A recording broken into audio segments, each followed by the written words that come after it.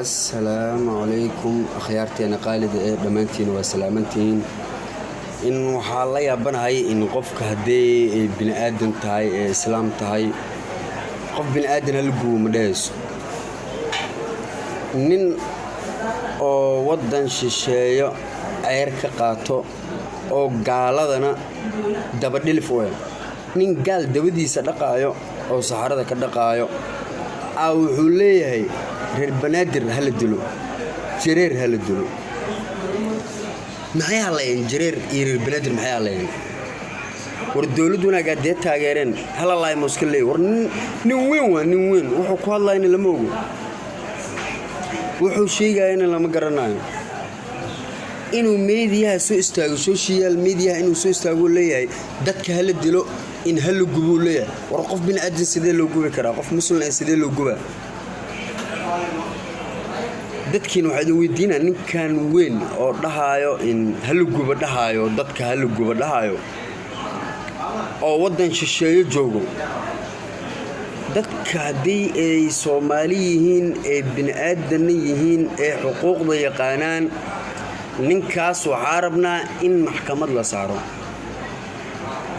maxkamadda in la tigsado dadka agtooda joogo war idinka agtiisa joogtaan ninkaas taqaanaan yaa la caayan yaa la aflagaadeenin waa nin gaal ayr ka qaato lacag ka qaato oo misna Kenya laga qaado qaxooti lagu qaado Christian ana og nin Christian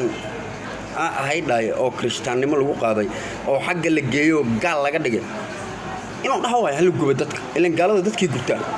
gaalada qaar isgoobo qaarna waa isduugaan marka nin dhahayo Soomaaliyan ahay oo dhahayo hal gubo dadka ka Soomaaliya maaha gaal war walaalow aniga hadaan kula joogi la horto in waa maxkamadda kula kori la horto balse meesha joogtid ma joogo wardadow dadka joogo dadku u dhow asaga maxkamadda la koraan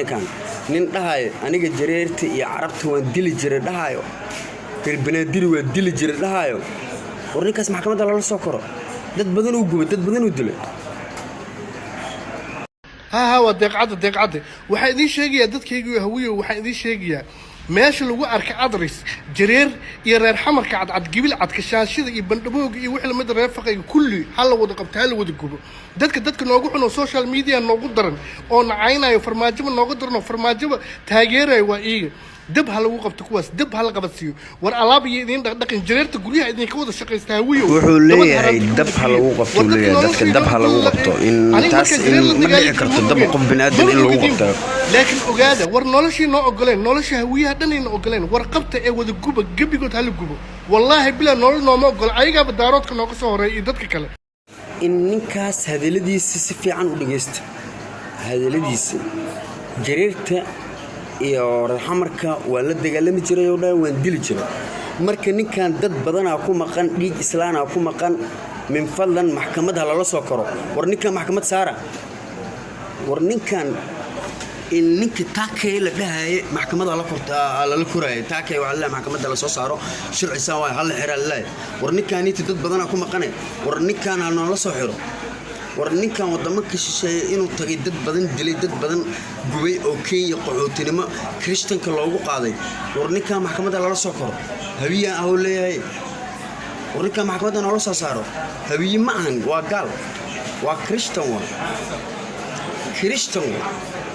gaalada dadku gubtay war niman yahow dadkiina dhiig ma lidin miya war dadkan oo Yurub joogo dhiig ma lidin miya war nin soo orday wadanka wax ka haleeyay xilliga Maxamed Siyaad oo wuxuu joogi jiray kaniisadda gaal oo ah Kenya oo ah Christian ah oo dhaani ila wadanka dimuqraadiga ka jira ninkaas min fadlan maxkamadda hala soo koro ninka Soomaaliya duuma ana maxkamadda koraayo anaana eedeenay war ninkan maxkamadda la koro ورادلديس دغيست ميادن ديغ لهن ددو ميادن دمير لهن nin dad badan laayay oo dad gubay jareer gubay carab gubay wuxuu dhaafay malaha waa Christian waay dad badan oo gubay war dad badan oo dilay ninkaas aan la soo qabto in xuquuqda aadanaha waxaan ka codsanayaa ninkaas inay gacan noogu soo qabato xuquuqda aadanaha hadii jirto